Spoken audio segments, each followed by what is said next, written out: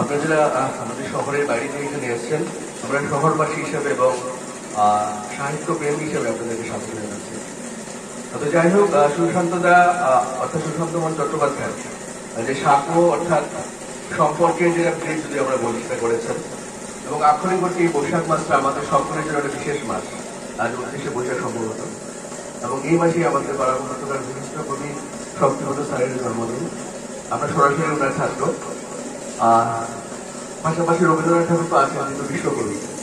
এবং আজকে আরেকজন আমরা বলতে পারি বিশিষ্ট সন্ত আমাদের সূর্যাঞ্চেরও আজকে জন্মদিন। এই 14শ শতকে তিনি সাহিত্যের মানে তিনি চোখে দেখতেন না।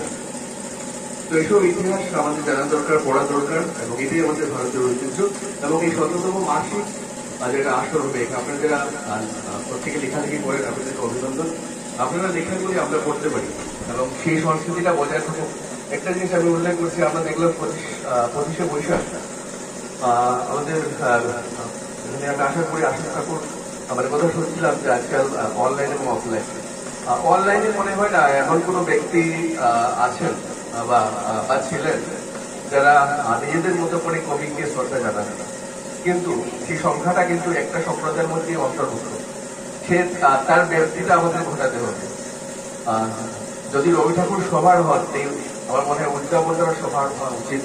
তাতে করে আমরা আরো পাঠক পাবো এবং অন্য মহলে গিয়ে আমাদের সেই ধরনের সাহিত্য সংস্কৃতিকে আমরা আরো বিস্তার করা, সেটা মনে হচ্ছে যারা এই কাজে জড়িত আছেন তাদের দায়িত্ব। এবং সাঁকো এই কাজ অনেক বছর যাবৎ করে আসছে। আমরা একজন পাঠক হিসাবে এই সাঁকো পত্রিকার অত্যন্ত শ্রীবৃত্তি কামনা করি। আজকের দিনটা সকলের জন্য ভালো কাটুক, একটি সুন্দর পরিসরে সুন্দর পরিবেশে আমরা সমবেত হয়েছে। আজকের দিনটি ভালো হোক এবং আমাদের রবি ঠাকুরকে আবারও শ্রদ্ধা জানিয়ে আমরা বক্তব্য শেষ করি।